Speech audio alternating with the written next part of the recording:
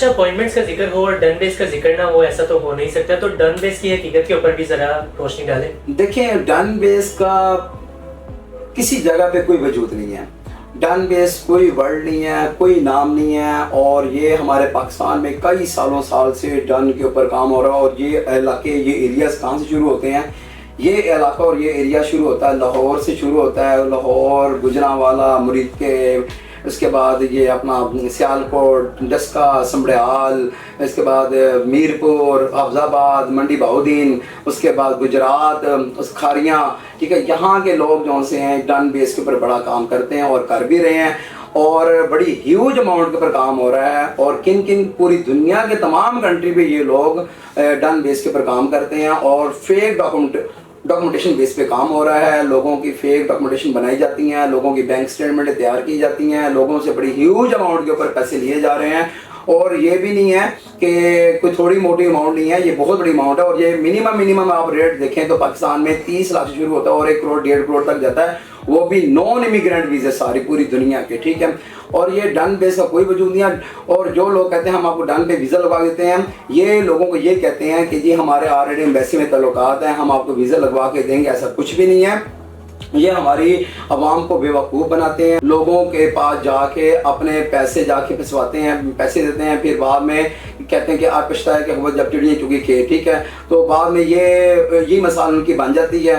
तो इनको ये चीज़ समझ में नहीं आती कि आप जो इतने पैसे आप लोगों को देते हैं, लाखों रुपए दे रहे हैं, तो आप यही अपनी बैंक स्टेटमेंट खुद क्यों नहीं बना लेते, ठीक है। डन बेस्ड सिर्फ non immigrant visa, visit visa के अलावा स्टडी पे बहुत बड़ा बिजनेस हो रहा है। हर कंट्रीज़ के ऊपर भी डन बेस पे काम हो रहा है, स्टडी का भी, ठीक है। मैंने तो ऑलरेडी पहले भी, जब मेरी पहले वीडियोज़ आई थी, मैंने उसमें बताया था कि एम्बेसी को चाहिए कि जो लोग अपनी फाइल सबमिट करते हैं उसकी वेरिफिकेशन करें, चेक करें कि इसकी प्रोफाइल जेन्युइन भी है कि नहीं है, लोग इसमें जो डाटा फीड कर रहे हैं वो जेन्युइन है कि नहीं है।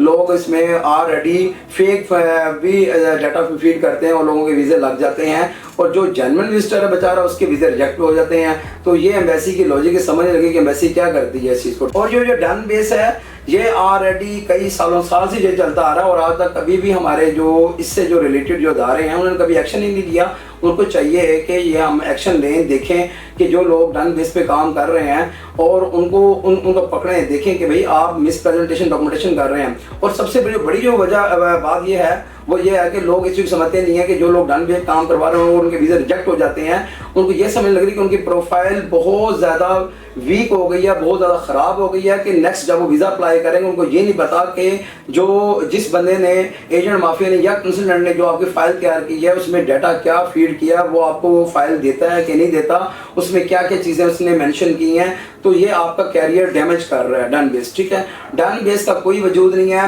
ना पाकिस्तान में ना पूरी दुनिया में, ठीक है। इससे बच के रहें और लोगों को पैसे ना दें। इन्हीं पैसों से आप अपनी स्टेटमेंट तैयार करें। और जो लोग स्टूडेंट के ऊपर भी डन बेस पे काम कर रहे हैं या जो स्टेटमेंटें बनवा के दे रहे हैं, वो भी खुदारा एजेंट माफिया कंसल्टेंट से बच के रहें। आप खुद अपने जो है किसी रिलेटिव से या कोई अपनी कोई प्रॉपर्टीज उनको सेल करके आप बैंक स्टेटमेंट प्रोवाइड करें। लोगों को कमीशन ना दें, ना अपनी स्टेटमेंट बनवाएं, ठीक है। कई लोगों के फेक स्टेटमेंट भी लग रही हैं जिसपे आपके ऊपर बैन लग रहा है, 10-10 साल का बैन लगे तो फिर आप किसी घंटे के लिए एलिजिबल नहीं है, ठीक है।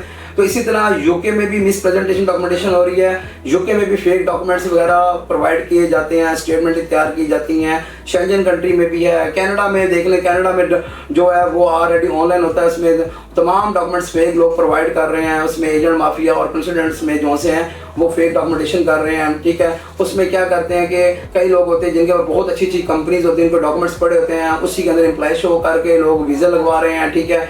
और कईयों को लग जाते हैं, कईयों को रह जाते हैं। तो ये ऑलरेडी जो हमारे भाई हैं जो ऐसा काम कर रहे हैं, मैं यही बात करूंगा कि आप एजेंट माफिया से दूर रहें, कंसल्टेंट्स जो ऐसे काम करते हैं उनसे दूर रहें। आप जेन्युइन तरीके से वीज़ा अप्लाई करें, अपनी जेन्युइन डॉक्यूमेंटेशन प्रोवाइड करें ताकि आपका लीगल तरीके से वीज़ा लगे, ना कि कुछ मिस प्रेजेंट डॉक्यूमेंटेशन हो आपकी, ठीक है।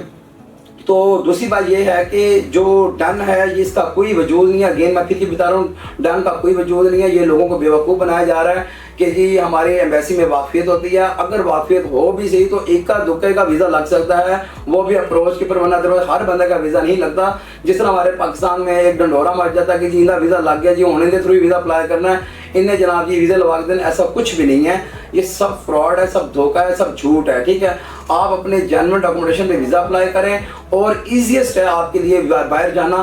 कोई ऐसी बात नहीं कि आप लोगों को पैसे दें और आप कहते हैं कि हमारे डॉक्यूमेंट्स तैयार करवा दें, ये आपका फ्यूचर तबाह कर रहा है।